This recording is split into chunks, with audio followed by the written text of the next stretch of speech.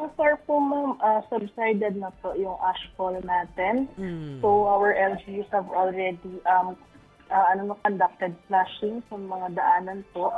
So ngayon po, meron pa rin mga nag-halt na po yung operations natin with the water provisions po and mga checking po ng mga health natin ng mga community natin sa taas po. Opo. Although sabi nga po ninyo, medyo nagsasubside na, pero gaano po kadaming barangay o areas dyan ang naapektuhan dahil po dito sa biglaang pag-erupt?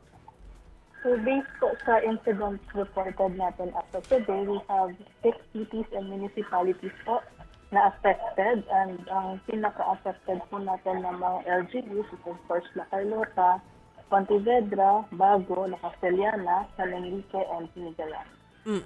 So ibig sabihin po, ito pong mga nabanggit ninyong lugar, ito po yung mga areas na pina-evacuate na talaga yung mga residente. Of course, hindi pa kasama dito yung nasa 6-kilometer radius danger zone.